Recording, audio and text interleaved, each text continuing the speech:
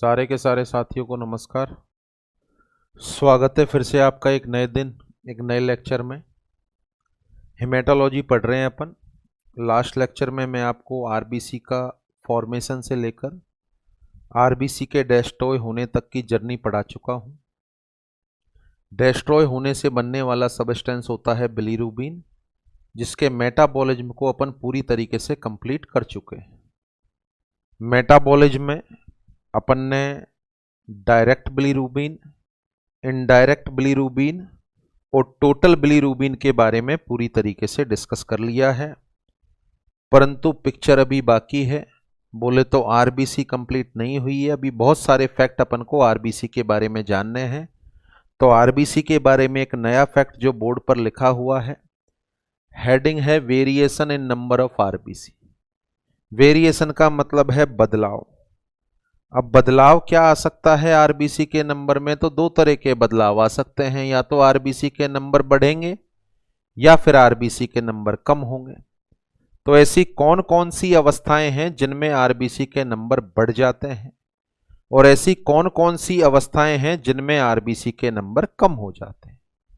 RBC के number बढ़ना क्या कहलाता है और आरबीसी के नंबर कम होना क्या कहलाता है, इन पर अपन को डिस्कस करना है। तो हेडिंग है variation in number of RBC. यहां पर एक कुछ कंडीशन आपके सामने मैंने लिखी हुई है। मेरा इन सारी कंडीशन से संबंधित आपसे क्वेश्चन है कि ये जो कंडीशन सामने लिखी हुई है, इन कंडीशंस में आरबीसी के नंबर बढ़ेंगे या कम होंगे? आपको आंसर देना है बढ़ेंगे या कम होंगे। दूसरा आपको आंसर देना है बढ़ेंगे या कम होंगे तो फिजियोलॉजिकल बढ़ेंगे या पैथोलॉजिकल। देखिए, आपको मुझे फीवर हो रहा है, फीवर के दौरान अपनी हार्ट रेट बढ़ जाती है, 100 को पार कर जाए तो इसको टेकीकार्डिया बोलते हैं। फीवर आने के बाद टेकीकार्डिया होना पैथोलॉजिकल होता है। पर आप और मैं दौड़ लगाते हैं, एक्सरसाइज करते हैं, तो भी 100 को पार कर जाती है, तो भी टेकीकार्डिया होता है। दौड़ लगाने पर जो टेकीकार्डिया होगा वो फिजियोलॉजिकल होगा, बिना बीमारी के होगा, और फीवर आने पर जो टेकीकार्डिया होगा वो बीमारी की वजह से होगा। तो इट मीन्स आपको यहां पर दो चीजें बतानी है। पहली चीज, इन अवस्थाओं में आरबीसी के नंबर बढ़ेंगे या कम होंगे, माइंड में सोचना है। उसके अलावा जो बढ़ेंगे या कम होंगे तो फिजियोलॉजिकल होगा या पैथोलॉजिकल। तो कंडीशंस का नाम लिखा हुआ है आपके सामने। Condition number 1, emphysema. एम्फाइसीमा के अंदर आरबीसी के नंबर बढ़ेंगे या कम होंगे? पैथोलॉजिकल बढ़ेंगे या कम होंगे या फिजियोलॉजिकल? दूसरी कंडीशन दी हुई है प्रेगनेंसी, बढ़ेंगे या कम होंगे, पैथोलॉजिकली या फिजियोलॉजिकली। इसके बाद दिया हुआ है एनीमिया, ये तो शायद आप सभी को पता है। इसके बाद है हाई एटीट्यूड। यदि आप किसी ऊंचाई वाले स्थान पर जाओ और वहां पर 6 महीने तक रहो तो आपके शरीर में आरबीसी के नंबर पर क्या फर्क पड़ेगा, बढ़ जाएंगे या घट जाएंगे? अगली इक्वेशन है हाइपोक्सिया। हाइपोक्सिया की कंडीशन में आरबीसी के नंबर पर क्या फर्क पड़ता है? फिर नेक्स्ट है पॉलीसाइथेमिया। इसका मतलब भी शायद आपको पता होगा, क्या होता है पॉलीसाइथेमिया, आरबीसी के नंबर बढ़ेंगे या घटेंगे? इसके बाद है मेल फीमेल का रेशो। मेल फीमेल में से किसमें आरबीसी के नंबर ज्यादा होते हैं या फिर बराबर होते हैं? मेल या फीमेल में नंबर बराबर होते हैं या किसी में ज्यादा होते हैं? और ज्यादा होते हैं तो क्यों होते हैं? इसके बाद है सोने के बाद आपके शरीर में आरबीसी के नंबर पर क्या फर्क पड़ेगा? आफ्टर स्लिप, आफ्टर एक्सरसाइज क्या फर्क पड़ेगा? आफ्टर मील क्या फर्क पड़ेगा? खाना खाने के बाद आपके शरीर में आरबीसी के नंबर पर क्या फर्क पड़ेगा? और लास्ट में लिखा हुआ है नियोनेट। जब बच्चा पैदा होता है तो उसके शरीर में आरबीसी के नंबर नॉर्मल होते हैं, कम होते हैं या ज्यादा होते हैं? तो ये सारी की सारी अवस्थाओं का ज्ञान अपन को प्राप्त करना है, और उसमें यह भी प्राप्त करना है कि फिजियोलॉजिकल कौन सा होगा, पैथोलॉजिकल कौन सा होगा। इसको लास्ट में फिर से रिपीट करेंगे अपन, लेक्चर कंप्लीट होने के बाद, टॉपिक कंप्लीट होने के बाद। तो देखिए, दो तरह की वेरिएशन होती है आरबीसी में। नंबरों में दो तरह की वेरिएशन होती हैं, एक होती है फिजियोलॉजिकल और एक होती है पैथोलॉजिकल। एक पॉइंट मैंने आपको बता दिया कि आपके मेरे शरीर में आरबीसी का निर्माण होता है। कौन करता है आरबीसी का निर्माण? आंसर है रेड बोन मैरो। अच्छा, रेड बोन मैरो जब आरबीसी बनाता है, आरबीसी बनने की एक एक अवस्था में आगे आपको पढ़ाऊंगा, तो बोन मैरो से भी तो कोई कहना चाहिए कि भैया आरबीसी बना। बोन मैरो को भी स्टिमुलेशन मिलना चाहिए कि भैया आरबीसी बनाना स्टार्ट करो। तो बोन मैरो को भी स्टिमुलेशन दिया जाता है। बोन मैरो को स्टिमुलेशन देता है एक हार्मोन जो रिलीज होता है किडनी से, उसका नाम है एरिथ्रोपोइटीन। आपके मेरे शरीर में डेली अपनी किडनी से एरिथ्रोपोइटीन रिलीज होता है। वहां से रिलीज होने के बाद वो सीधे ही अपने ब्लड में आता है। ब्लड में आने के बाद वह बोन मैरो में जाता है और बोन मैरो में स्टेम सेल को स्टिमुलेट करता है कि भैया आरबीसी बनाओ। अच्छा, फिर से पॉइंट कि भैया किडनी से भी तो कोई कहना चाहिए कि एरिथ्रोपोइटीन निकालो। किडनी से भी कोई कहना चाहिए एरिथ्रोपोइटीन निकालो, तभी तो किडनी निकालेगी। कम निकालना है या ज्यादा निकालना है, तो किडनी से कहने के लिए जो रिस्क फैक्टर है, स्टिमुलेटर है, उसका नाम है हाइपोक्सिया। देखो, डेली अपन अपनी रूटीन लाइफ में तेज चलते हैं, दौड़ते हैं, वॉकिंग करते हैं, एक्सरसाइज करते हैं, तो जब जब आप एक्सरसाइज मोड में जाते हो या जब जब आपके शरीर में ऑक्सीजन डिमांड बढ़ती है, शरीर में ऑक्सीजन डिमांड बढ़ेगी तो शरीर की ऑक्सीजन नीड बढ़ेगी, जिससे बॉडी के टिश्यू में होगा हाइपोक्सिया। जब जब शरीर में हाइपोक्सिया होगा तो किडनी में भी हाइपोक्सिया होगा, और किडनी में जब जब हाइपोक्सिया होगा तो हाइपोक्सिक किडनी एरिथ्रोपोइटीन रिलीज करती है। यह एरिथ्रोपोइटीन अपने बोन मैरो को स्टिमुलेट करता है आरबीसी के निर्माण के लिए। तो डेली आपके मेरे शरीर में जो 1% आरबीसी का निर्माण हो रहा है, उस 1% आरबीसी का निर्माण कराने के लिए एक तो किडनी चाहिए, दूसरा बोन मैरो चाहिए। किडनी चाहिए, बोन मैरो चाहिए। बोन मैरो यदि डिप्रेस हो जाएगा तो भी आरबीसी का बनना बंद हो जाएगा, और किडनी खराब हो जाएगी तो भी आरबीसी नहीं बनेंगी। शायद आपको ज्ञान होगा कि क्रॉनिक रीनल फेलियर वाले मरीजों में जब तक उनको किडनी ट्रांसप्लांट नहीं हो जाती तब तक उनको एरिथ्रोपोइटीन का लगातार इंजेक्शन लगाया जाता है। जब तक नई किडनी नहीं मिल जाती, हीमोडायलिसिस और पेरिटोनियल डायलिसिस के साथ साथ एरिथ्रोपोइटीन का इंजेक्शन भी उनमें लगाया जाता है, क्योंकि एरिथ्रोपोइटीन के बिना आरबीसी का निर्माण होना संभव नहीं है। तो आरबीसी के निर्माण के लिए बोन मैरो एक ऑर्गन जरूरी है, ये आपको मालूम था। एक ऑर्गन और जरूरी है आरबीसी के निर्माण के लिए, जिसका नाम है किडनी। वह सीक्रेट करेगी एरिथ्रोपोइटीन। कब सीक्रेट करेगी एरिथ्रोपोइटीन? जब जब किडनी में हाइपोक्सिया होगा। कब होगा किडनी में हाइपोक्सिया? जब जब बॉडी में हाइपोक्सिया होगा। कब कब होगा बॉडी में हाइपोक्सिया? जब जब शरीर की ऑक्सीजन डिमांड बढ़ेगी, तब तब बॉडी में आरबीसी का निर्माण होगा। अब आरबीसी का निर्माण जो डेली 1% होता है वो तो नॉर्मल है, क्योंकि नॉर्मली जब भी अपन एक्सरसाइज करने जाते होंगे तो शरीर में हाइपोक्सिया होता होगा और आरबीसी का निर्माण होता होगा। बट कुछ बीमारियां ऐसी भी हैं, उनमें भी आरबीसी का निर्माण बढ़ जाता है, या कुछ बीमारियां ऐसी हैं जिनके अंदर आरबीसी का निर्माण कम हो जाता है। तो दो तरह की वेरिएशन पढ़ने वाले हैं अपन बिना बीमारी के। जैसे आप एक्सरसाइज कर रहे हो, आरबीसी पर क्या फर्क पड़ेगा? खाना खाने के बाद क्या फर्क पड़ेगा? सोने के बाद क्या फर्क पड़ेगा? नियोनेट में आरबीसी के नंबर कम होंगे या ज्यादा होंगे? मेल में ज्यादा या फीमेल में ज्यादा? ये बीमारी थोड़ी है। These are not a disorder, they all are the physiological condition. तो इन फिजियोलॉजिकल कंडीशन में आरबीसी की संख्या में क्या फर्क पड़ता है, ये अपन को डिस्कस करना है। तो दो तरह की वेरिएशन है, physiological variation and pathological variation. तो सबसे पहले अपन पढ़ते हैं फिजियोलॉजिकल वेरिएशन। देखिए, सामने लिखा हुआ है physiological variation in the number of RBC. दो तरह की फिजियोलॉजिकल वेरिएशन आपके सामने दी हुई है। Increase number of RBC. Increase number of RBC का मतलब होगा आरबीसी के नंबर बढ़ जाना। देखें, आरबीसी के नंबर का बढ़ना, इसको अपन नाम देते हैं पॉलीसाइथेमिया। आरबीसी के नंबर का बढ़ना, इसको अपन नाम देते हैं पॉलीसाइथेमिया। चूंकि यह बिना बीमारी के बढ़ रहा है, फिजियोलॉजिकल पढ़ रहे हैं अपन, ऊपर हेडिंग है physiological, so that's why it is known as physiological polycythemia. इस पॉलीसाइथेमिया को बोलेंगे physiological polycythemia. Decrease number of RBC, RBC के नंबर का कम होना, इसको नाम देते हैं एनीमिया। आरबीसी के नंबर का कम होना, इसको नाम देते हैं एनीमिया। चूंकि यह भी एक फिजियोलॉजिकल कंडीशन है, so that's why it is known as physiological anaemia. इसको नाम देंगे अपन फिजियोलॉजिकल एनीमिया।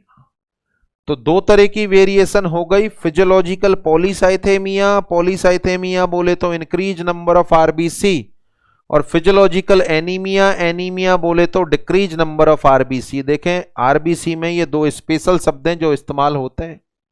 डब्ल्यूबीसी के नंबर बढ़ना ल्यूकोसाइटोसिस, कम होना ल्यूकोसाइटोपिनिया।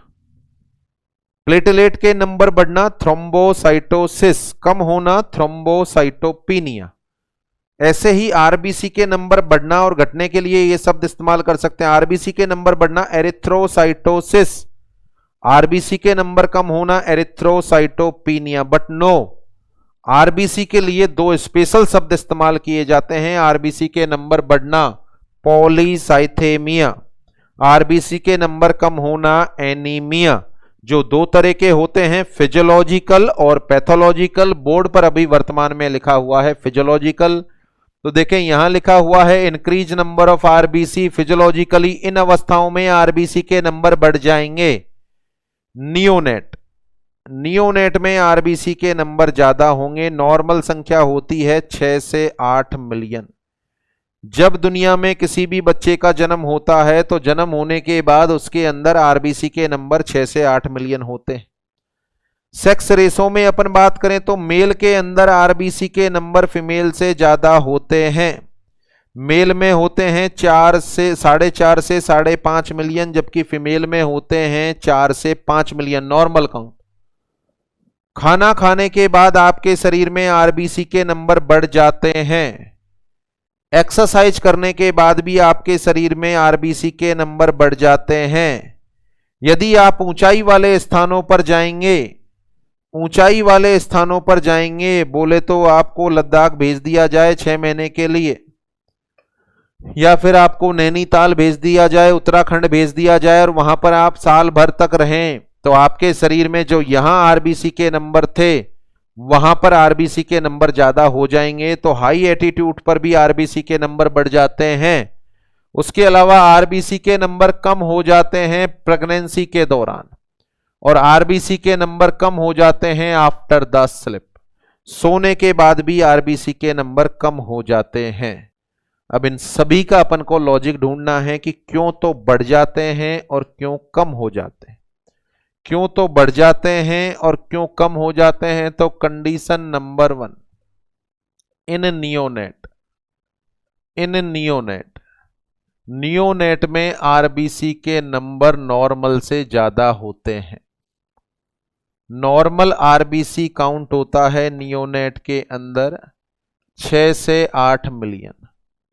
यानी दुनिया में जो भी बच्चा पैदा होगा उसमें आरबीसी के नंबर 6 से 8 मिलियन होंगे, जबकि नॉर्मली होने चाहिए 4.5 से 5.5 मिलियन।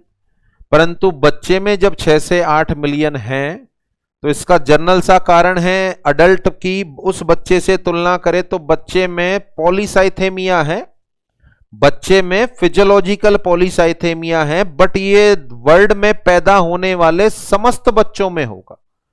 सबसे पहले तो इसको कैलकुलेट करें कि क्यों होता है।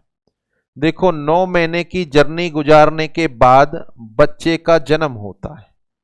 9 महीने की जर्नी यूट्रस में गुजारने के बाद बच्चे का जन्म होता है। अच्छा, पूरे 9 महीने के दौरान बच्चा अपनी आरबीसी खुद बनाता है, बच्चा अपनी आरबीसी खुद बनाता है।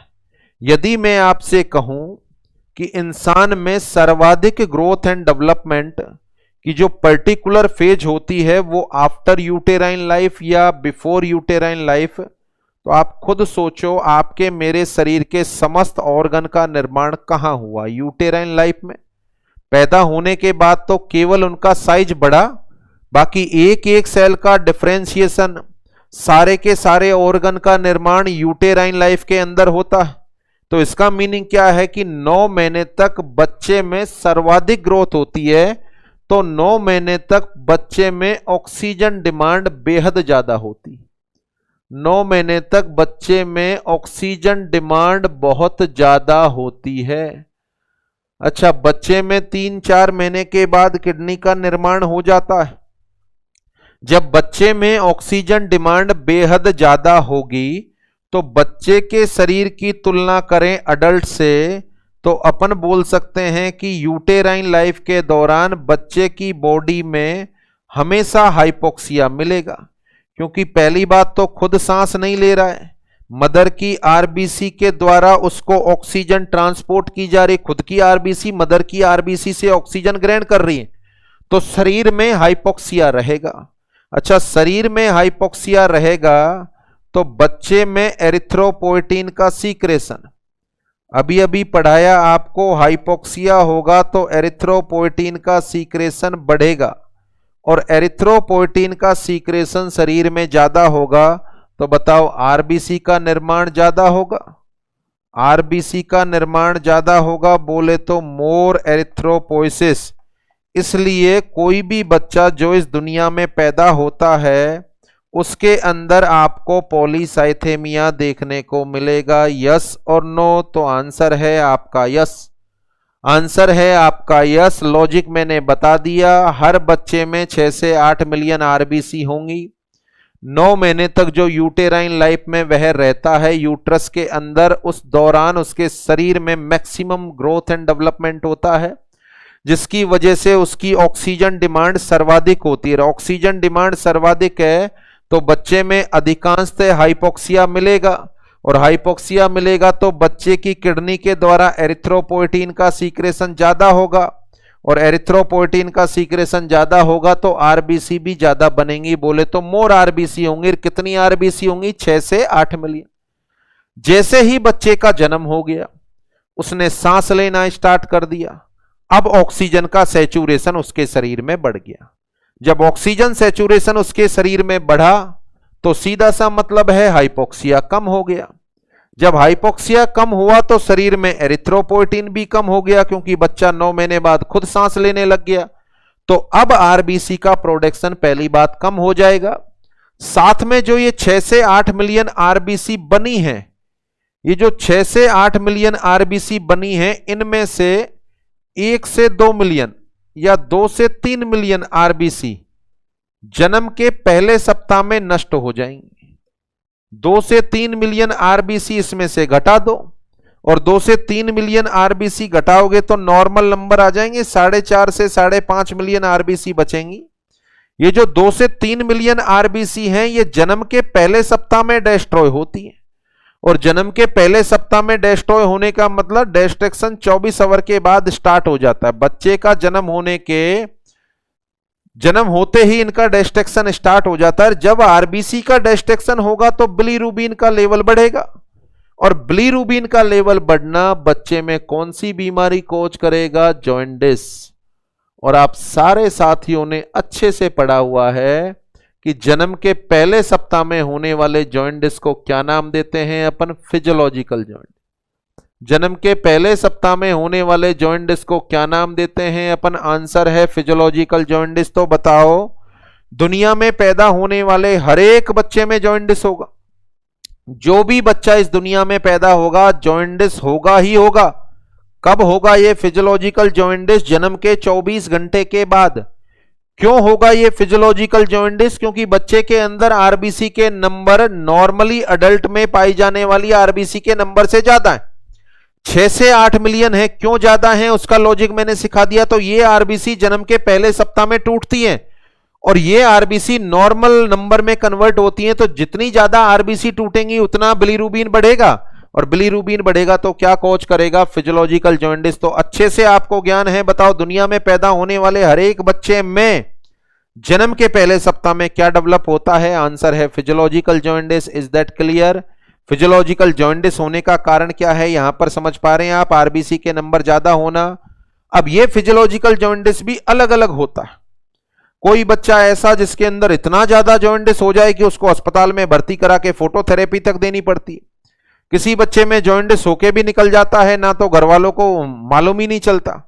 कुछ जॉन्डिस ऐसे भी होते हैं जहां पर थोड़ा बहुत लेवल बढ़ता है, 2-4 दिन बच्चा लिथार्जी रहेगा, उसके बाद ऑटोमेटिकली सबसाइड हो जाएगा। तो आखिर ये क्यों डिपेंड करता है? किसी में तो बिलीरुबिन तीसरे चौथे दिन 15 मिलीग्राम हो जाता है, किसी में 5 मिलीग्राम ही रहता है, किसी में 3 मिलीग्राम रहता है, किसी में 12 मिलीग्राम होता है। तो ये डिपेंड करता है कि जो बच्चा पैदा हुआ है, ये बात तो कंफर्म है कि उसमें आरबीसी के नंबर ज्यादा हैं, बट कितने ज्यादा हैं? एक वो बच्चा जिसमें आरबीसी के नंबर 8 मिलियन होंगे, बताओ उसमें गंभीर जॉन्डिस हो सकता है फिजियोलॉजिकल। जिसमें 6 मिलियन है उसमें ना के बराबर जॉन्डिस होगा, ऑटोमेटिकली सबसाइड हो जाएगा। तो जॉन्डिस हर बच्चे में होगा, कितना होगा यह डिपेंड करेगा कि जब वो पैदा हुआ था तो उसमें आरबीसी के नंबर कितने थे। 6 मिलियन थे क्या, 7 मिलियन थे क्या, 8 मिलियन थे क्या? अब उस पर डिपेंड करेगा। ज्यादा होंगे तो जॉन्डिस ज्यादा होगा और कम होंगे तो जॉन्डिस कम होगा। तो ये पहला इक्वेशन, क्या दुनिया में पैदा होने वाले हर एक बच्चे में जन्म होने के बाद आपको पॉलीसाइथेमिया देखने को मिलेगा? आंसर है यस, पॉलीसाइथेमिया देखने को मिलेगा। बच्चे में नॉर्मली जो पैदा होगा उसके अंदर आरबीसी के नंबर होंगे, आंसर है 6 से 8 मिलियन। आंसर है 6 से 8 मिलियन होंगे और जन्म के पहले सप्ताह में आरबीसी टूटेंगी, जिसका परिणाम होगा physiological jaundice. Come on to the next condition. Sex ratio में अपन बात करें तो दुनिया में पैदा होने वाले मेल चाइल्ड में फीमेल की अपेक्षा आरबीसी के नंबर ज्यादा होते हैं। मेल में आरबीसी के नंबर बताए जाते हैं 4.5 से 5.5 मिलियन, 4.5 से 5.5 मिलियन होते हैं, जबकि फीमेल में आरबीसी के नंबर होते हैं 4 से 5 मिलियन। फीमेल में आरबीसी के नॉर्मल नंबर होते हैं 4 से 5 मिलियन। तो नॉर्मली माना जाता है कि मेल के अंदर आरबीसी के नंबर फीमेल की तुलना में ज्यादा होते हैं। What is the reason behind it? तो देखें, इसके 2 रीजन दिए जाते हैं। रीजन नंबर 1 कि सेम एज ग्रुप की फीमेल और सेम एज ग्रुप का मेल, दोनों की तुलना करें तो दोनों का वेट और बॉडी सरफेस एरिया, खासकर बॉडी सरफेस एरिया मेल का ज्यादा होता है बजाय फीमेल के। बॉडी सरफेस एरिया ज्यादा है तो ऑक्सीजन की डिमांड भी ज्यादा होगी, और ऑक्सीजन की डिमांड ज्यादा है तो हाइपोक्सिया होगा, हाइपोक्सिया है तो एरिथ्रोपोइटिन आएगा, एरिथ्रोपोइटिन आएगा तो आरबीसी के नंबर ज्यादा होंगे। दूसरा लॉजिक दिया, यानी पहला लॉजिक हो गया कि मेल का बॉडी सरफेस एरिया फीमेल की तुलना में ज्यादा होता है। दूसरा पर्टिकुलर लॉजिक दिया जाता है कि फीमेल के अंदर एक हार्मोन पाया जाता है जिसका नाम है एस्ट्रोजन। एस्ट्रोजन एक पोटेंट वेजोडाइलेटर का काम करता है। तो जैसा कि आपने सुना है कि फीमेल में दिल की बीमारियां कम होती हैं, CAD कोरोनरी आर्टरी डिसऑर्डर की संभावनाएं कम होती हैं due to the presence of oestrogen. Oestrogen blood vessel का वेजोडाइलेशन कराता है, तो ब्लड प्रेशर या हाइपरटेंशन मेल में ज्यादा होता है तुलना करें अपन फीमेल से, क्योंकि फीमेल में पहले से ब्लड वेसल में वेजोडाइलेशन है, एस्ट्रोजन हार्मोन प्रेजेंट। अब सोचो, फीमेल की बॉडी में एस्ट्रोजन के पाए जाने की वजह से पहले से वेजोडाइलेशन है, तो ऑर्गन को मिलने वाली ऑक्सीजन सप्लाई ज्यादा है, और ऑर्गन को यदि ऑक्सीजन प्रॉपर मिल रही है तो बताओ हाइपोक्सिया नहीं होगा, कम होगा। हाइपोक्सिया कम होगा, हाइपोक्सिया कम होगा तो किडनी से एरिथ्रोपोइटिन भी कम निकलेगा, और एरिथ्रोपोइटिन कम निकलेगा तो आरबीसी का प्रोडक्शन भी कम होगा। Is that clear? तो 2 लॉजिक दिए जाते हैं, एक तो बॉडी सरफेस एरिया मेल का ज्यादा होता है, साथ में फीमेल की बॉडी में एस्ट्रोजन हार्मोन होता है। यह एस्ट्रोजन हार्मोन वेजोडाइलेशन का काम करता है, इसलिए दिल की बीमारियां भी फीमेल में कम होती हैं, और साथ में हाइपोक्सिया भी कम होता है। हाइपोक्सिया कम होगा तो आरबीसी का प्रोडक्शन भी कम होगा। कब होता है आरबीसी का प्रोडक्शन? जब ज्यादा एरिथ्रोपोइटिन है। ज्यादा एरिथ्रोपोइटिन कब आएगा? जब शरीर में हाइपोक्सिया हो। Is that clear? तो सेक्स रेशो का मीनिंग समझ गए आप। उसके बाद पॉइंट नंबर 3 के अंदर अपन ने बताया था आफ्टर मील, खाने के बाद शरीर में आरबीसी के नंबर बढ़ जाते हैं। देखो इसका मतलब ये नहीं है कि खाने से पहले आपके शरीर में आरबीसी 4.5 मिलियन थी और खाना खाने के बाद 5.5 मिलियन हो गई। नो, इसका मतलब इतना सा है कि खाने से पहले यदि आपके शरीर में आरबीसी के नंबर ये थे 45,87,676, 45,87,676 खाने से पहले। अब आपने खाना खा लिया, खाना खाने के 2 घंटे बाद आपका सैंपल लिया, खाना खाने के 2 घंटे बाद आपका सैंपल लिया, तो आपकी बॉडी में आरबीसी के नंबर ये है 45,88,676। खाने से पहले कितने थे? 45,87,000, यानी कि 1,000 की बढ़ोतरी हो गई। तो यहां पर अपन लॉजिक ढूंढे सबसे पहले कि ना के बराबर बढ़ोतरी हुई है, बट बढ़ोतरी हुई है। तो खाने से पहले और खाने के बाद अपन तुलना करें तो शरीर में पॉलीसाइथेमिया होता है। क्यों होता है शरीर में पॉलीसाइथेमिया, क्यों होता है, इसका लॉजिक अपन ढूंढे। तो इसको और एक सिंपल एग्जांपल से पूछकर बताना चाहूंगा मैं आप ही से कि खाना आप डेली खाते हो, खाने के बाद आपको नींद आती, खाने के बाद आपको नींद आती है, इसका क्या लॉजिक है? शायद मैक्सिमम साथियों के दिमाग में इसका लॉजिक फिक्स है कि सर खाने के बाद नींद आने का मतलब है ऑक्सीजन डिमांड बढ़ जाती। किसकी ऑक्सीजन डिमांड बढ़ेगी? जीआईटी की। खाना खाने के बाद ऑक्सीजन डिमांड बढ़ेगी जीआईटी की, क्योंकि लीवर से बाइल का सीक्रेशन, पेनक्रियाज से पेनक्रिएटिक जूस का, स्टोमक से गैस्ट्रिक जूस का, सलाइवा का, सकस एंटेरिकस का, इंटेस्टाइन से बहुत सारे जूस आने। खाना खा लिया तो इंटेस्टाइन के मूवमेंट भी होने, तो इंटेस्टाइन को ज्यादा ऑक्सीजन की आवश्यकता है। पर नींद आने का क्या लॉजिक है? देखिए, नींद आने का लॉजिक यह है कि जब इंटेस्टाइन को ज्यादा ब्लड सप्लाई चाहिए तो इंटेस्टाइन को सप्लाई करने वाली ब्लड वेसल का तो होगा वेजोडाइलेशन। तो ब्लड सप्लाई कहां पर बढ़ गई? इंटेस्टाइन में, जीआईटी में बढ़ गई, क्योंकि वहां पर ब्लड की ज्यादा जरूरत है। अच्छा, जब एक जगह की ब्लड सप्लाई बढ़ाओगे तो कहीं से काटनी भी तो पड़ेगी। तो आपके हाथ पैरों की जो मसल को ब्लड मिल रहा है उनमें हो गया वेजो कंस्ट्रिक्शन, ब्रेन में जो ब्लड सप्लाई हो रही है उनमें हो गया वेजो कंस्ट्रिक्शन, एब्डोमेन में जो सप्लाई हो रही है उनमें हो गया वेजोडाइलेशन। सोचो, खाना खाने के बाद आपकी ब्रेन की ब्लड वेसल में वेजो कंस्ट्रिक्शन हुआ, परिणाम क्या माने इसका? वेजो कंस्ट्रिक्शन हुआ तो मेंटल थकान हो गई, ब्रेन में ब्लड सप्लाई कम हो गई तो मेंटल थकान हो गई, साथ में मसल में भी ब्लड सप्लाई कम हुई तो फिजिकल थकान हो गई। फिजिकल फैटिगनेस और मेंटल फैटिगनेस, शारीरिक थकान भी हो गई, मानसिक थकान भी हो गई। बताओ कितना बढ़िया कॉम्बिनेशन बैठता है कि माइंड काम ही नहीं कर रहा, चलो रे 2 घंटे की नींद निकाल लो।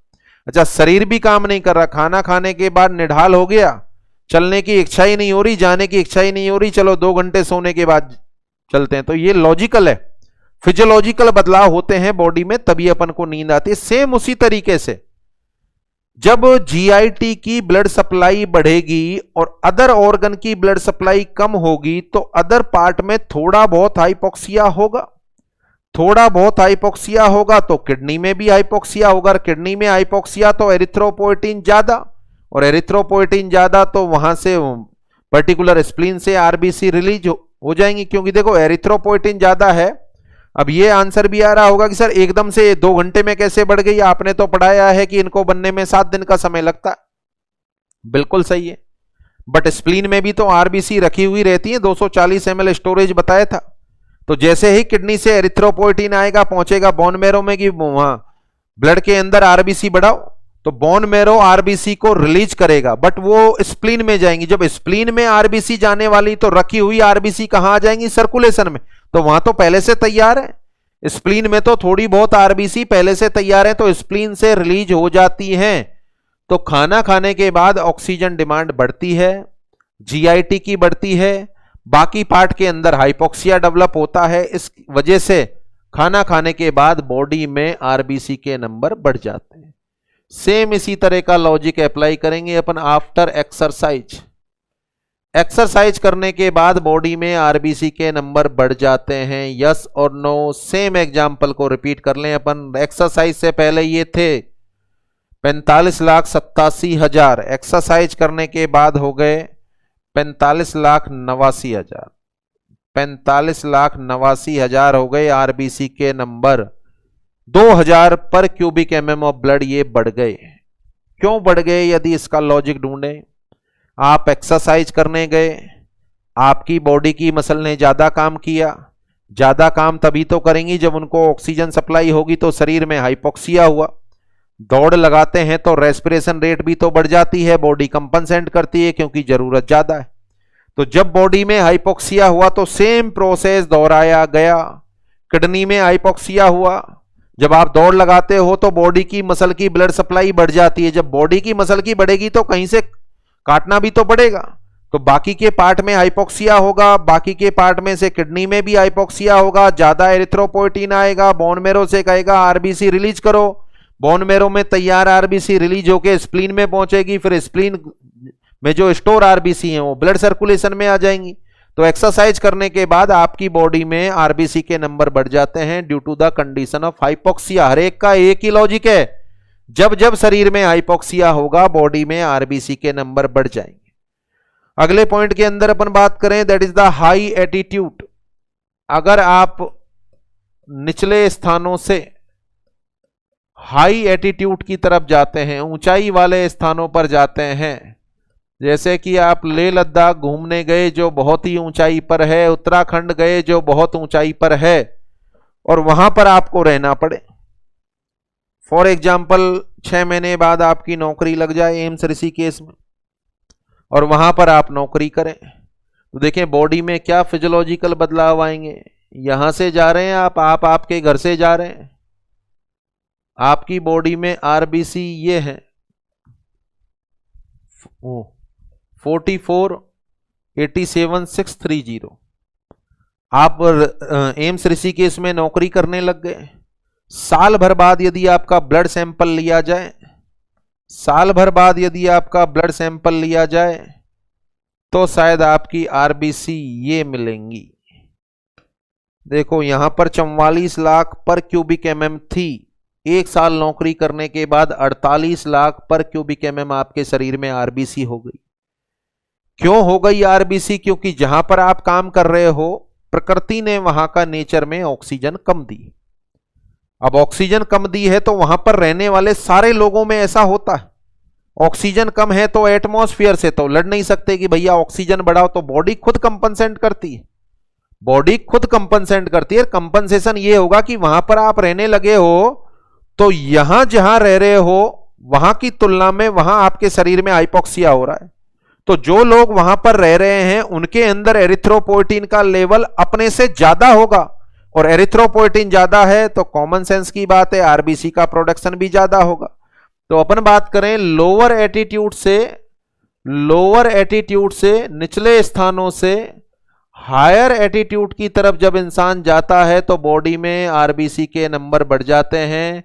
बॉडी में आरबीसी के नंबर बढ़ने का फिर से वही लॉजिक है, क्या डेवलप हो जाता है? हाइपोक्सिया। क्या डेवलप हो जाएगा बॉडी के अंदर? आंसर है हाइपोक्सिया डेवलप हो जाएगा, क्योंकि ऊंचाई वाले स्थानों पर कौन सी कंडीशन है? हाइपोक्सिया।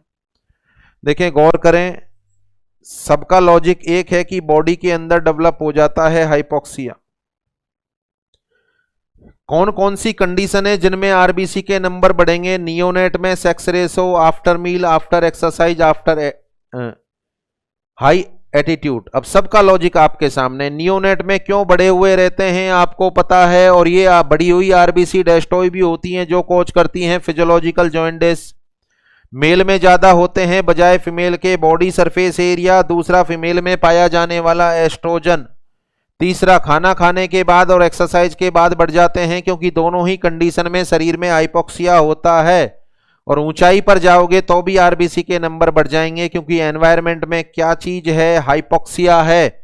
इस वजह से बॉडी में भी हाइपोक्सिया होगा। अब इसके बाद अपन बात करें decrease number of RBC. Decrease number of RBC, और वो भी physiologically. Decrease number of RBC बिना बीमारी के बॉडी में आरबीसी के नंबर कम होना, that are the physiological condition. यहां पर लिखाया है आफ्टर स्लिप। आपके शरीर में आरबीसी के नंबर सोने के बाद कम हो जाते हैं।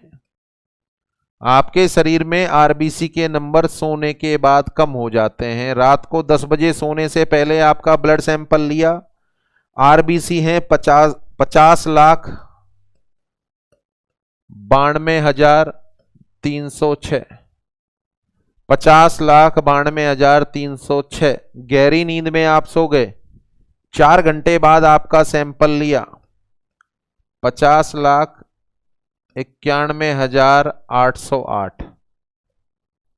बताओ, आपकी बॉडी में आरबीसी के नंबर कम हो गए 4 घंटे नींद निकालने के बाद। अब इतने भी कम नहीं हुए कि 5 मिलियन से 4 मिलियन हो जाए, नहीं, 1000-2000 नंबर कम हो जाते हैं।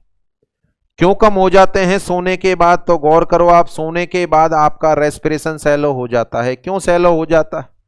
आपकी हार्ट रेट धीमी हो जाती है। क्यों धीमी हो जाती है? क्योंकि बॉडी को ऑक्सीजन की जरूरत नहीं है, सारी मसल रिलैक्स हैं। अल्टीमेटली बॉडी की ऑक्सीजन डिमांड कम हो जाती है। ऑक्सीजन डिमांड कम होने का मतलब है शरीर में जो हाइपोक्सिया दिन में रहता है वो सोने के बाद नहीं है। इसका मतलब है किडनी से निकलने वाला एरिथ्रोपोइटिन का लेवल कम, और एरिथ्रोपोइटिन का लेवल कम होने का मतलब है आरबीसी का निर्माण कम हो जाएगा। आरबीसी का निर्माण कम हो जाएगा, इस वजह से बॉडी में आरबीसी के नंबर कम हो जाते। अब एक और चीज दिमाग में आ रही होगी कि सर कम तो कैसे हो सकते हैं? कम तो कैसे हो सकते हैं? तो कम ऐसे हो सकते हैं कि शायद सोने के बाद, अपन ने डिस्कस किया है 1% आरबीसी शरीर में नहीं बनती। तो जो नई आरबीसी अपने शरीर में बनती हैं वो मैक्सिमम अपने सर्कुलेशन में तब आती होंगी जब खासकर आप एक्सरसाइज करते हैं। एक्सरसाइज करते हैं तब अपने सर्कुलेशन में आती होंगी, और साथ में 1% आरबीसी डेस्ट्रॉय होती। तो वो जो डिस्ट्रैक्शन होता है वो तब होता होगा जब आपका शरीर पूरी तरीके से रिलैक्सेशन में रहता। रात को आप सो गए, आपकी मसल 1% भी काम नहीं कर रही है, बट अंदरूनी ऑर्गन तो काम कर रहे हैं। तो आपकी मसल की जो ब्लड सप्लाई है वो तो हो गई कम, और अंदर के ऑर्गन की ब्लड सप्लाई, क्योंकि लीवर है, स्प्लीन है, किडनी है, ये तो सारे काम कर, इनकी ब्लड सप्लाई बढ़ गई। सोचो, ब्लड सप्लाई बढ़ी स्प्लीन की, स्प्लीन में से ज्यादा आरबीसी गुजर रही है। वो आरबीसी में जितनी भी ओल्ड आरबीसी होंगी, बताओ टूटने लग जाएंगी। ओल्ड आरबीसी ज्यादा टूटेंगी और नई का बनना कम हो गया है। तो ऑटोमेटिक सी बात है, ऐसा मान सकते हैं कि सोने के बाद शायद डिस्ट्रैक्शन ज्यादा होता होगा। सोने के बाद आरबीसी का डिस्ट्रैक्शन ज्यादा होता होगा, इसलिए बॉडी में आरबीसी के नंबर कम हो जाते। अगली कंडीशन है ड्यूरिंग प्रेगनेंसी। देखें, इसका पूरा लॉजिकल मीनिंग आप ओबीजी के अंदर पढ़ लेंगे। प्रेगनेंसी के दौरान बॉडी में फ्लूइड वॉल्यूम इंक्रीज हो जाता है। बॉडी में फ्लूइड वॉल्यूम इंक्रीज हो जाता है। बोले इस अवस्था को नाम देते हैं हीमोडाइल्यूशन। इस अवस्था को नाम देते हैं हीमोडाइल्यूशन। तो प्रेगनेंसी के दौरान हीमोडाइल्यूशन होता है। देखो, हीमोडाइल्यूशन का मतलब ये कि इसके अंदर 500 ml पानी, 500 ml पानी है इस बोतल में, और 500 आरबीसी, 500 ml पानी है, 500 आरबीसी। अगर मैं इसमें 500 ml पानी और भर दूं और आरबीसी को नहीं बढ़ाया जाए, तो बताओ आरबीसी की कंसंट्रेशन कम हुई या बढ़ी? कॉमन सेंस की बात है, कम हुई। सेम इसी तरह का काम प्रेगनेंसी में होता है। ब्लड के जो कंपोनेंट होते हैं वो तो वही रहते हैं, परंतु फ्लूइड वॉल्यूम बढ़ जाता है। इस पर्टिकुलर अवस्था को नाम देते हैं हीमोडाइल्यूशन। इस पर्टिकुलर अवस्था को नाम देते हैं हीमोडाइल्यूशन। तो प्रेगनेंसी के दौरान हीमोडाइल्यूशन डेवलप हो जाता है, जिसकी वजह से बॉडी में आरबीसी के नंबर कम हो जाते हैं। और शायद सारे साथियों को ज्ञान है कि प्रेगनेंसी के दौरान भी होने वाले एनीमिया को नाम देते हैं अपन फिजियोलॉजिकल एनीमिया। प्रेगनेंसी में हर प्रेग्नेंट फीमेल को यूजुअली एनीमिया होता है, और इस एनीमिया को नाम देते हैं फिजियोलॉजिकल एनीमिया। तो इसका सारा डिस्क्रिप्शन और हीमोडाइल्यूशन कैसे कैसे होता है, ये सारा का सारा आप ओबीजी में पढ़ लेंगे। तो जो शुरुआत अपन ने की थी फिजियोलॉजिकल वेरिएशन की, शायद आपको सभी का लॉजिक मिल गया। देखो नियोनेट का सेक्स रेशो, खाने के बाद, एक्सरसाइज के बाद, ऊंचाई पर जाने पर, प्रेगनेंसी के दौरान और सोने के बाद बॉडी में आरबीसी के नंबर में क्या परिवर्तन आता है, और जो आरबीसी के नंबर में परिवर्तन आएगा वो फिजियोलॉजिकल होगा या पैथोलॉजिकल, तो आंसर है physiological. Now come on to the next point, जिसका नाम है पैथोलॉजिकल वेरिएशन। देखो पैथोलॉजिकल वेरिएशन का मतलब है बीमारी की वजह से बॉडी के अंदर आरबीसी के नंबर में परिवर्तन आना।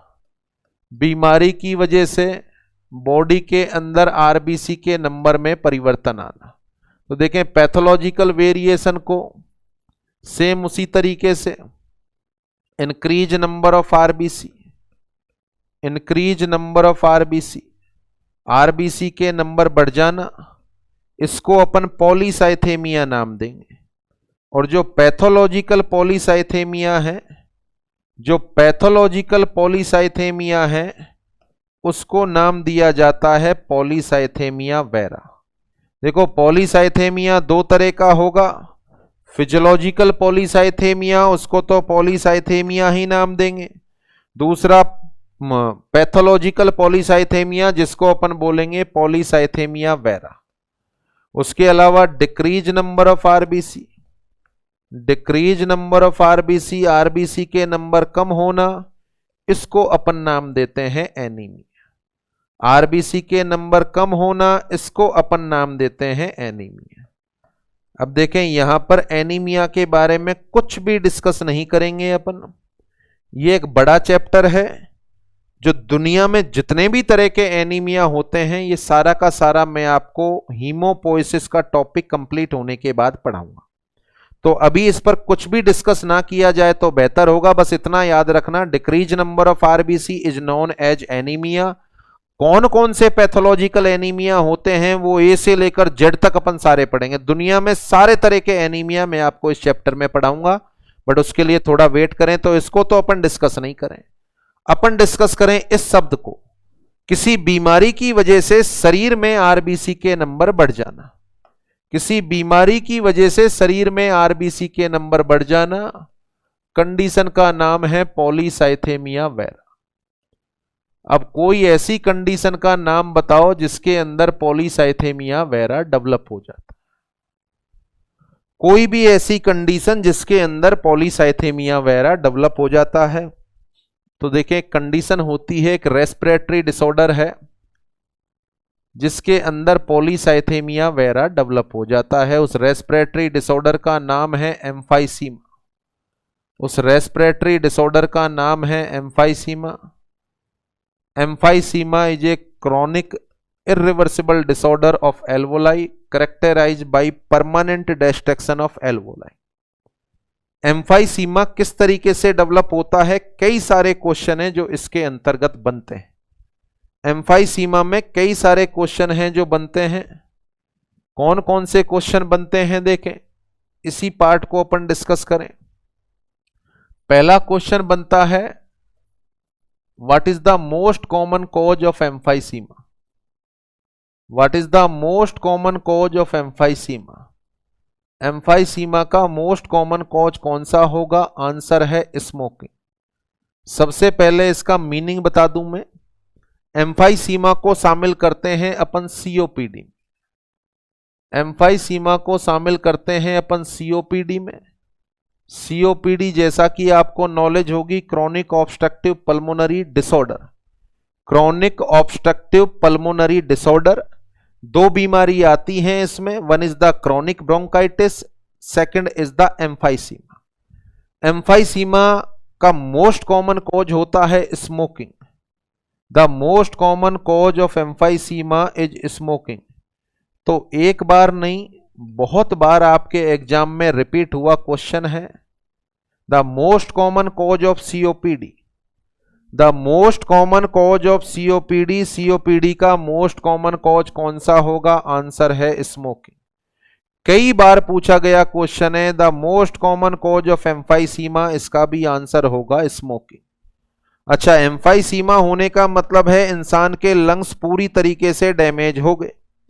एम्फाइसीमा होने का मतलब है लंग्स पूरी तरीके से डैमेज हो गए। तो कैसे डैमेज हो गए इसके बारे में अपन चर्चा करें कि स्मोकिंग अपने लंग्स का क्या क्या नुकसान करता है, स्मोकिंग से अपने लंग्स में क्या क्या नुकसान होता है। तो सबसे पहले तो स्मोकिंग से कई सारे नुकसान हैं, उन सारे के सारे नुकसान को अपन यहां डिस्कस करेंगे, क्योंकि यहां पर जो 5 मिनट में मैं पॉइंट बताने वाला हूं इसमें 5-7 क्वेश्चन है जो आपके एग्जाम में आए हो। देखिए, स्मोकिंग का सबसे पहले लंग्स पर क्या नुकसान होता है, स्मोकिंग का सबसे पहले लंग्स पर क्या नुकसान होता है उसको जाने आप। जब पर्सन स्मोक करता है तो यह माना जाता है, आप भी जानते हैं कि स्मोकर्स के लंग्स जल्दी खराब हो जाते हैं। क्यों खराब हो जाते हैं? जब भी आप कोई मूवी देखते हैं तो उसमें पहला एडवर्टाइजमेंट ही ये आता है कि वहां पर जो स्मोकर हैं उनको दिखाते हैं और फिर निचोड़ के दिखाते हैं लंग्स को, और नीचे एक प्याला भर जाता है और बताया जाता है कि क्या आप जानते हैं कि 1 साल में इतना सारा टार आपके लंग्स में जमा हो जाता है। वो जो टार है, वो टार का मतलब है कार्बन। जो स्मोकर हैं उनके लंग्स में कार्बन का जमावड़ा हो जाता है, जिससे जिसकी कंसिस्टेंसी सॉफ्ट होनी चाहिए वो हार्ड हो जाती, और हार्ड होने का मतलब है जितना प्रॉपर एक्सपेंशन होना चाहिए उतना नहीं हो पाता होगा, तो वो थोड़ा सा चलने में ही थकान हो जाती। स्मोकर्स में थोड़ा सा चल लिए, थोड़ा सा खेल लिए, थकान हो जाती है, नंबर 1। नंबर 2, जो स्मोकर होते हैं उनमें और क्या नुकसान होता है कि जब वो स्मोकिंग करते हैं तो यहां लंग्स और ब्रोंकियोल्स में, ब्रोंकाई में पाई जाती हैं गॉबलेट सेल, पाई जाती हैं गॉबलेट सेल। तो स्मोकिंग वाले पर्सन में गॉबलेट सेल के नंबर बढ़ जाते हैं। जो स्मोकिंग में निकोटीन आता है वो गॉबलेट सेल के नंबर बढ़ा देता है। अच्छा, गॉबलेट सेल का काम होता है, यह सीक्रेट कराती है म्यूकस, यह सीक्रेट कराती है म्यूकस। तो क्या समझे अपन कि पर्सन 1-2 साल से ज्यादा स्मोकिंग कर रहा है तो उसके लंग्स के अंदर म्यूकस की मात्रा आपके मेरे लंग्स की तुलना में ज्यादा होगी। क्यों ज्यादा होगी? स्मोकिंग में जो निकोटीन है उसने किसके नंबर बढ़ा दिए? गॉबलेट सेल के। गॉबलेट सेल के नंबर बढ़े तो क्या किसका सीक्रेशन बढ़ गया? म्यूकस का। अब सोचो, डेली आपके मेरे लंग्स में हजारों लाखों बैक्टीरिया जाते हैं बट वह ग्रोथ नहीं कर पाते, क्योंकि लंग्स के अंदर फेवरेबल एनवायरनमेंट उनको नहीं मिलता। परंतु जो लोग स्मोकिंग करते हैं, जो लोग स्मोकिंग करते हैं, सोचो उनके अंदर म्यूकस ज्यादा है। म्यूकस ज्यादा है तो बैक्टीरिया वायरस को फेवरेट एटमॉस्फेयर मिलेगा ग्रोथ करने के लिए, और जब फेवरेट एटमॉस्फेयर ग्रोथ करने के लिए मिलेगा तो ऐसे इंसानों के लंग्स में बार बार इन्फेक्शन होगा, ऐसे इंसानों के लंग्स में बार बार इन्फेक्शन होगा, जिसको अपन बोले रिकरेंट इन्फेक्शन। अच्छा, रिकरेंट इन्फेक्शन होगा तो बार बार इन्फ्लामेशन भी होगा, बार बार इन्फेक्शन होगा तो बार बार इन्फ्लामेशन भी होगा। सोचो, लंग्स में बार बार इन्फ्लामेशन हो रहा है, ये इन्फ्लामेशन हो रहा है, ये इन्फ्लामेशन हो रहा है। जब बार बार इन्फ्लामेशन होगा तो लंग्स बेसिकली कमजोर हो जाएंगे, लंग्स बेसिकली कमजोर हो जाएंगे। फॉर एग्जांपल के लिए, बार बार मेरे इसी हिस्से में चोट लगे तो इसकी स्किन कमजोर हो जाएगी और डैमेज हो जाएगी। सेम उसी तरीके से बार बार इन्फ्लामेशन होने से लंग्स में परमानेंट नेक्रोटाइजेशन हो जाता है, और परमानेंट नेक्रोटाइजेशन होने का परिणाम यह होता है कि लंग्स की एल्वोलाई परमानेंट नष्ट हो जाती, लंग्स की एल्वोलाई परमानेंट नष्ट हो जाती हैं। इनके परमानेंट नष्ट होने की वजह से, देखो फिर से समझे क्या बता रहा हूं मैं। जो इंसान स्मोकिंग करते हैं, स्मोकिंग में सब्सटेंस आता है निकोटीन। अच्छा, निकोटीन जो सब्सटेंस है वह गॉबलेट सेल के नंबर बढ़ाएगा। गॉबलेट सेल क्या काम करती हैं? म्यूकस का सीक्रेशन करती हैं। तो स्मोकर के लंग्स में म्यूकस की मात्रा ज्यादा होगी, म्यूकस ज्यादा है तो बैक्टीरिया वायरस को फेवरेबल एटमॉस्फेयर मिलेगा, जिससे उनके लंग्स में बार बार इन्फेक्शन होगा।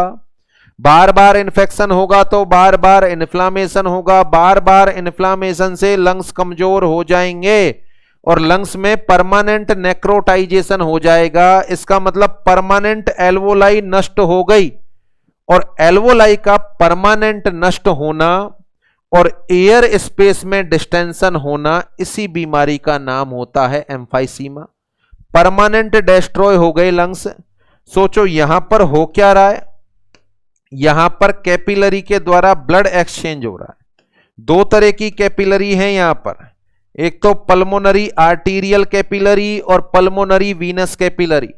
शुद्ध ब्लड यहां पर आता है और अशुद्ध ब्लड अशुद्ध ब्लड यहां पर आता है और शुद्ध ब्लड वापस जाता है। बट आप सोचो जो ये पर्टिकुलर जगह नष्ट हुई है, यहां तो आदान प्रदान होगा ही नहीं। तो जब ये पर्टिकुलर इंसान जिसको एम्फाइसीमा हो गया, जब यह सांस लेगा, ऑक्सीजन लेगा, तो क्या पूरी ऑक्सीजन ब्लड में जा पाएगी? नहीं जा पाएगी। ये एरिया नष्ट हो गया। इसका मतलब है इस इंसान की बॉडी में ब्लड में परमानेंट हाइपोक्सीमिया या हाइपोक्सिया हो जाएगा। इसके ब्लड में परमानेंट हाइपोक्सिया हो जाएगा। फिर से गौर करें, परमानेंट हाइपोक्सिया हो जाएगा। जब ये हाइपोक्सिया होगा तो किडनी में हाइपोक्सिया होगा, और किडनी में हाइपोक्सिया होगा तो क्या ज्यादा? एरिथ्रोपोएटिन, और एरिथ्रोपोएटिन ज्यादा होगा तो आरबीसी का प्रोडक्शन ज्यादा होगा। तो इन एम्फाइसीमा वाले मरीजों में आरबीसी की संख्या 6 से 9 मिलियन तक हो जाती। इन एम्फाइसीमा वाले मरीजों में आरबीसी की संख्या 6 से 9 मिलियन हो जाती है।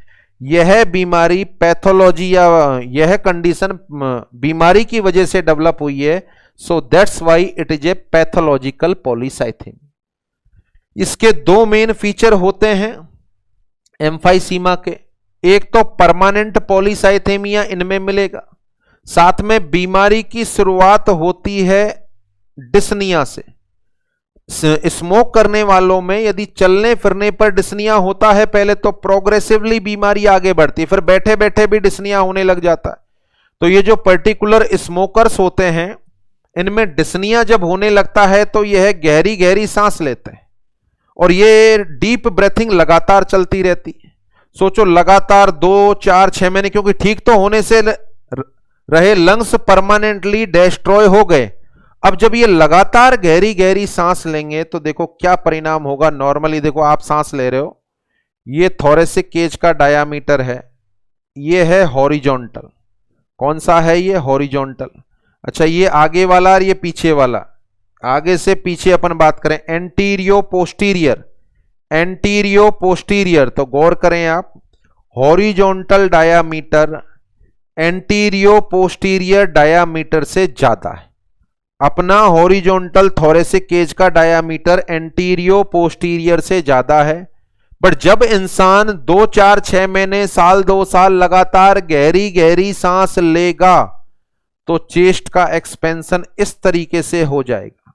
कंडीशन ये डेवलप हो जाएगी, चेस्ट इस तरीके से हो जाएगी।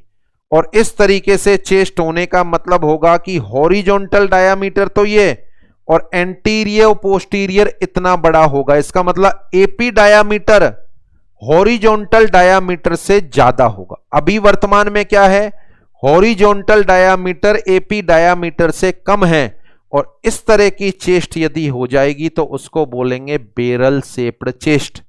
इस पर्टिकुलर चेस्ट को क्या नाम देंगे अपन? Barrel shaped chest. तो देखें यहां पर इस पर्टिकुलर एम्फाइसीमा में जो आए हुए क्वेश्चन हैं, सबसे पहला question, the most common cause of emphysema, answer है स्मोकिंग।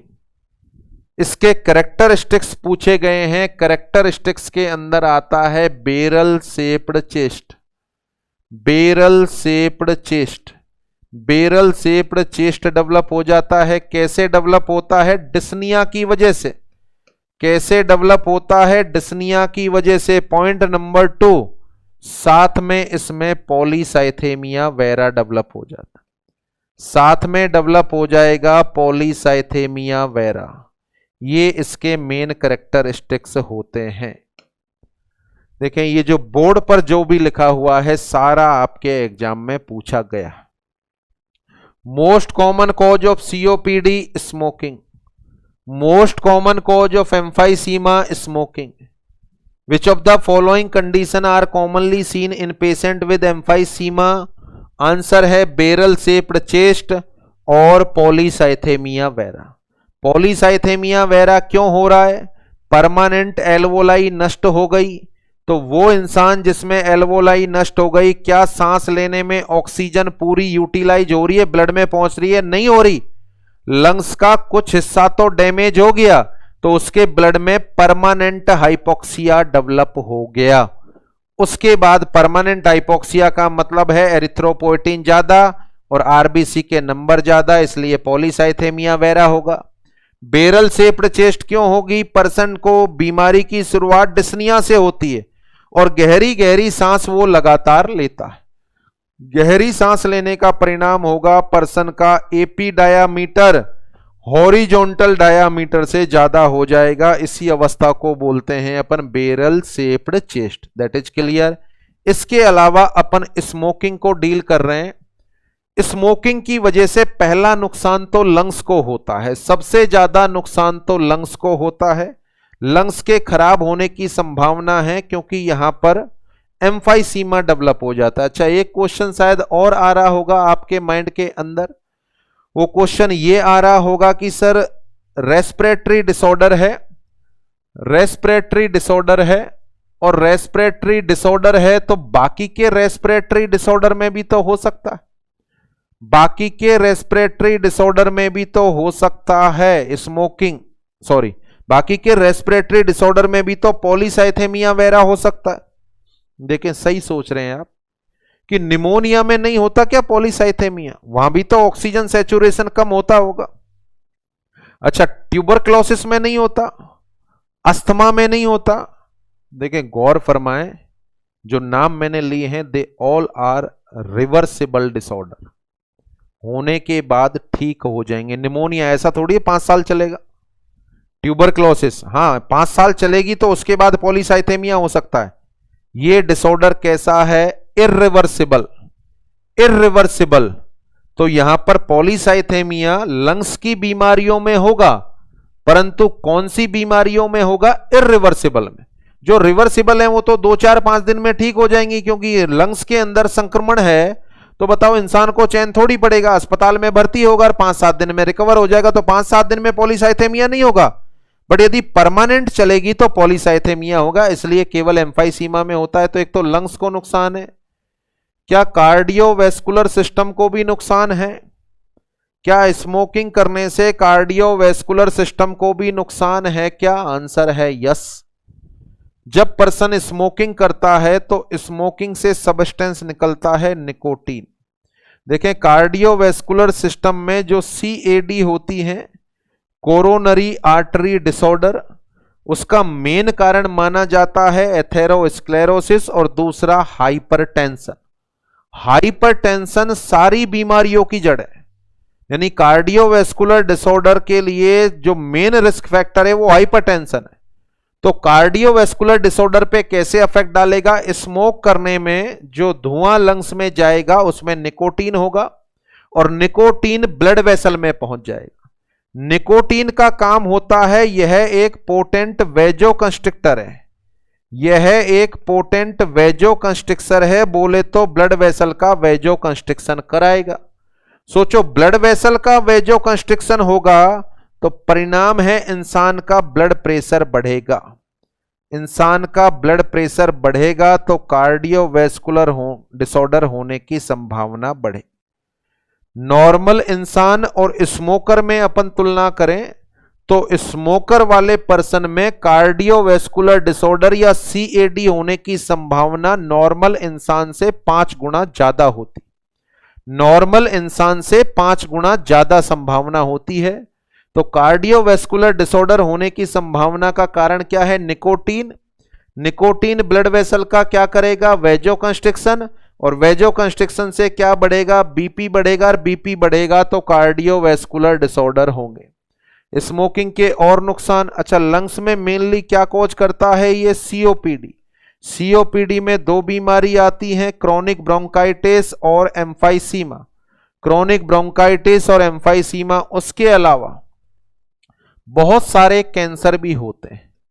आगे जब आप ऑन्कोलॉजी पढ़ेंगे तो वहां पर आपको बताया जाएगा। क्वेश्चन बनता है विच of the following is most common cause of lung carcinoma. Answer है स्मोकिंग, आया हुआ क्वेश्चन है। विच of the following is most common cause of laryngeal cancer. Answer है स्मोकिंग। लैरिंग्स के कैंसर का भी नंबर 1 कॉज है स्मोकिंग, लंग कैंसर का भी नंबर 1 कॉज है स्मोकिंग। उसके अलावा कोलन का कैंसर, स्टोमक का कैंसर, पेनक्रियाज का कैंसर, इन सब के लिए भी स्मोकिंग जिम्मेदार है। यहां पर आपके मन में क्वेश्चन आया कि सर लंग्स कैंसर के लिए स्मोकिंग जिम्मेदार है, ठीक है, लैरिंजियल कैंसर के लिए भी हो सकता है, ठीक है, बट स्टोमक के लिए, स्टोमक के अलावा इंटेस्टाइन के लिए भी रेस्पॉन्सिबल है, यूरिनरी ब्लैडर के लिए भी रेस्पॉन्सिबल है। कैसे? देखें, यह माना जाता है जब स्मोकिंग से स्मोक जाता है तो लंग्स से जो भी कंपोनेंट होते हैं वो सारे ब्लड में जाते हैं। सैकड़ों तरह के कार्सिनोजन होते हैं एक सिगरेट में, सैकड़ों तरह के कार्सिनोजन होते हैं, और ये कार्सिनोजन जब ब्लड में सर्कुलेट होते हैं तो वोल बॉडी में घूमेंगे और किसी भी ऑर्गन का कैंसर कर सकते हैं। सर्वाधिक संभावना लंग्स कैंसर, लैरिंजियल कैंसर की है, बाकी किसी भी ऑर्गन का हो सकता है। पूछा गया क्वेश्चन है यूरिनरी ब्लैडर के कैंसर के लिए रिस्क फैक्टर, और आंसर स्मोकिंग गया था। आंसर स्मोकिंग गया था, तो स्मोकिंग बॉडी में किसी भी ऑर्गन का कैंसर कॉज कर सकता है, और जो स्मोक होता है उसमें एक बहुत स्ट्रॉन्ग कार्सिनोजन होता है जो इन सारे ऑर्गन का कैंसर कॉज करता है। उस स्ट्रॉन्ग कार्सिनोजन का नाम है बेंजोपायरिन। स्मोकिंग या टोबैको में पाए जाने वाले स्ट्रॉन्ग कार्सिनोजन का नाम है बेंजोपायरिन। तो देखें यहां पर स्मोकिंग से होने वाले नुकसान मैंने बताए। नुकसान बताने का मेन कारण था कि ये क्वेश्चन आपके एग्जाम में आए हुए हैं। सुने आप, क्वेश्चन आया हुआ है the most common cause of COPD, answer is smoking. The most common cause of emphysema, answer is smoking. Which of the following is a risk factor of cardiovascular disorder, वहां भी आंसर एक बार smoking गया हुआ है। तो ये कैसे नुकसान पहुंचाता है, क्लियर है। The most common cause of lung carcinoma, smoking. The most common cause of laryngeal carcinoma, smoking. और इसके अलावा स्टोमक का कैंसर, फेरिंग्स का कैंसर, कोलन का कैंसर भी कॉज करता है, यूरिनरी ब्लैडर का कैंसर भी होता है स्मोक से। स्मोक में एक स्ट्रॉन्ग कार्सिनोजन होता है जो स्मोक के साथ अपने ब्लड में पहुंच जाता है और दूसरे ऑर्गन का कैंसर कॉज करता है। उस कार्सिनोजन का नाम है बेंजोपायरिन। तो ये स्मोकिंग में बनने वाले अलग अलग तरह के क्वेश्चन हो गए। यहां पर जो टॉपिक में मेन चीज अपन पढ़ रहे थे, ये तो अपन ने एडिशनल बात की। पॉलीसाइथेमिया वेरा किसमें देखने को मिलेगा, आंसर है एम्फाइसीमा। क्यों और कैसे देखने को मिलेगा, अभी पूरी की पूरी पैथोफिजियोलॉजी मैंने आपको समझा दी। एम्फाइसीमा लंग्स का एक इरिवर्सिबल डिसऑर्डर होता है। लंग्स का एक इरिवर्सिबल डिसऑर्डर होता है जो स्मोकिंग की वजह से होता है। किस तरीके से होता है ये बता दिया। इसके मेन कैरेक्टर, ये दोनों भी आए हुए क्वेश्चन है। बेरल शेप्ड चेस्ट किसमें देखने को मिलेगा, आंसर है एम्फाइसीमा। और पॉलीसाइथेमिया वेरा किसमें देखने को मिलेगा, इसका भी आंसर है एम्फाइसीमा। तो इट इज क्लियर। मेरे हिसाब से दोनों तरह की वेरिएशन हो गई, पैथोलॉजिकल वेरिएशन और फिजियोलॉजिकल वेरिएशन। पैथोलॉजिकल वेरिएशन और फिजियोलॉजिकल वेरिएशन। पैथोलॉजिकल वेरिएशन में decrease number of RBC is known as anemia, बिल्कुल नहीं पढ़ा है, आगे अपन डिस्कस कर लेंगे। Increase number of RBC pathologically is known as polycythemia vera, and polycythemia vera are commonly seen in emphysema. और एम्फाइसीमा और स्मोकिंग से संबंधित बहुत सारे क्वेश्चन हैं जो अपन ने डिस्कस कर लिए। तो देखें यहां से टॉपिक अपन ने स्टार्ट किया था, यदि 5 मिनट में रिवाइज कराऊं। Variation in number of RBC, दो तरह की वेरिएशन होती हैं, फिजियोलॉजिकल और पैथोलॉजिकल। यहां पर बताएं आप, एम्फाइसीमा में आरबीसी के नंबर पर क्या फर्क पड़ेगा, बढ़ेंगे या कम होंगे, आंसर मिल गया कि जी बढ़ जाएंगे। फिजियोलॉजिकल या पैथोलॉजिकल? आंसर है पैथोलॉजिकल। उसके अलावा अपन बात करें नेक्स्ट कंडीशन, प्रेगनेंसी में आरबीसी के नंबर पर क्या फर्क पड़ेगा? कम हो जाएंगे। ऊंचाई पर जाओगे तो आरबीसी के नंबर, हाई एटीट्यूड पर आरबीसी के नंबर बढ़ जाएंगे। आफ्टर एक्सरसाइज आरबीसी के नंबर बढ़ जाएंगे। खाना खाने के बाद आरबीसी के नंबर बढ़ जाएंगे। जो बच्चा पैदा होगा उसमें आरबीसी के नंबर ज्यादा होंगे। मेल के अंदर आरबीसी के नंबर ज्यादा होते हैं बजाय फीमेल के। कौन कौन सी कंडीशन है जिनमें आरबीसी के नंबर कम हो जाएंगे? देखो, प्रेगनेंसी के अंदर आरबीसी के नंबर कम हो जाएंगे। सोने के बाद आरबीसी के नंबर कम हो जाएंगे। उसके अलावा आरबीसी के नंबर, पॉलीसाइथेमिया का मतलब क्या है? आरबीसी के नंबर बढ़ना। हाइपोक्सिया की कंडीशन में आरबीसी के नंबर पर क्या फर्क पड़ेगा? आरबीसी के नंबर बढ़ जाएंगे। और एनीमिया में आरबीसी के नंबर कम हो जाएंगे। तो सभी का आंसर आपको मिल गया। पैथोलॉजिकल कंडीशन कौन कौन सी हैं यदि इनमें से छांटे तो? One is the emphysema and anaemia. Emphysema and anaemia ये पैथोलॉजिकल कंडीशन है। बाकी जो नॉर्मल कंडीशन है वो सारी की सारी फिजियोलॉजिकल कंडीशन है। तो यहां पर अपन ने लिखा फिजियोलॉजिकल वेरिएशन में। इन सभी का लॉजिक आपको समझ में आ गया। लॉजिक के अंदर क्या लॉजिक दिया था अपन ने? शायद यही लॉजिक दिया था, neonate. The number of RBC in neonate is about 6 to 8 million. These RBCs get destroyed within first year of birth, which result in the development of physiological jaundice. Neonate में RBC 6 से 8 million होती हैं। जन्म के बाद RBC के 9 RBC destroy होती हैं, जिसके वजह से फिजियोलॉजिकल जॉन्डिस होता है। सेक्स रेशो आपको बता दिया। द नंबर, सेक्स रेशो में अपन ने चर्चा की, the number of RBC is high in male than female due to the large body surface area. और दूसरा लॉजिक बताया था फीमेल के शरीर में पाया जाने वाला एस्ट्रोजन। अगला पॉइंट, मील और आफ्टर मील और एक्सरसाइज, खाने के बाद और एक्सरसाइज के बाद आरबीसी के नंबर बढ़ जाते हैं, दिया हुआ है। क्यों बढ़ जाते हैं? ऑक्सीजन डिमांड बढ़ जाती है जिसकी वजह से हाइपोक्सिया हो जाता है। ऑक्सीजन डिमांड बढ़ जाती है जिसकी वजह से हाइपोक्सिया डेवलप हो जाता है। साथ में जीआईटी की सप्लाई इंक्रीज हो जाती है। जीआईटी की सप्लाई इंक्रीज हो जाती है जिससे नर्वस सिस्टम कंपनसेशन करता है, जिससे फैटिगनेस डेवलप हो जाती है, जिसकी वजह से नींद भी आती है। ये लॉजिक भी दिया था कि खाने के बाद नींद क्यों आती। इसके बाद नेक्स्ट वर्ड में अपन बात करें हाई एटीट्यूड। ऊंचाई पर जाने पर आरबीसी के नंबर बढ़ जाएंगे। क्यों बढ़ जाएंगे? कारण आपके सामने लिखा हुआ है, एरिथ्रोपोइटिन हाइपोक्सिया की कंडीशन में रिलीज होगा जिससे आरबीसी के नंबर बढ़ जाएंगे। Next, decrease number of RBC. RBC के नंबर कम हो जाते हैं और आरबीसी के नंबर कम होने के लिए रेस्पॉन्सिबल है, डिक्रीज नंबर ऑफ आरबीसी के लिए रेस्पॉन्सिबल ड्यूरिंग स्लीप।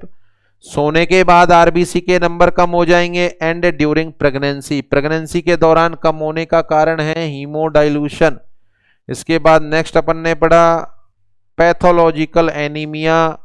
जो इंक्रीज नंबर ऑफ आरबीसी वो देखने को मिलेगा, उसको बोलेंगे अपन, सॉरी, पैथोलॉजिकल वेरिएशन। ये जो पार्ट है इसमें एनीमिया नहीं है, it is the pathological variation. Pathologically RBC के नंबर में कमी या ज्यादा आना। अब आरबीसी के नंबर बढ़ना पैथोलॉजिकली ये है पॉलीसाइथेमिया वेरा। किसमें देखने को मिलेगा? एम्फाइसीमा में। जो मैंने पढ़ाया है यहां पर लिखा हुआ है, it is a chronic irreversible disorder of lungs.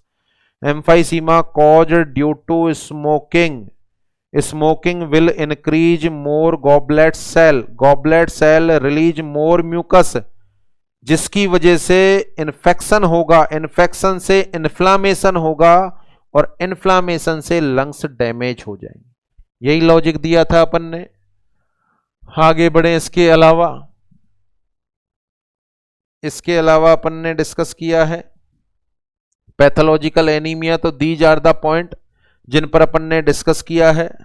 Physiologically कौन कौन सी कंडीशन में आरबीसी बढ़ती हैं, कौन सी में कम होती हैं। पैथोलॉजिकली कौन सी कंडीशन में बढ़ती है? द कंडीशन इज एम्फाइसीमा, जिसमें बढ़ती हैं। कम होने वाली कंडीशन का नाम है एनीमिया, जिस पर अपन ने डिस्कस नहीं किया, जो आगे आने वाले टाइम में अपन डिस्कस करें। तो ये आपका आरबीसी का नेक्स्ट टॉपिक कंप्लीट होता है, जिसका नाम है variation in the number of RBC. अब नेक्स्ट लेक्चर में अपन डिस्कस करने वाले हैं आरबीसी के अंदर पाया जाने वाला रेड कलर का सबस्टेंस, जिस पर भी बहुत सारे क्वेश्चन बनते हैं, जिसका नाम है हीमोग्लोबिन। तो आज के अभी के लिए इतना ही। पूरी उम्मीद कि आपको टोटल समझ में आया होगा। नेक्स्ट लेक्चर में फिर से मिलते हैं अपन हीमोग्लोबिन वाले टॉपिक के साथ। तो आज के अभी के लिए इतना ही। बहुत बहुत धन्यवाद। Thanks to all.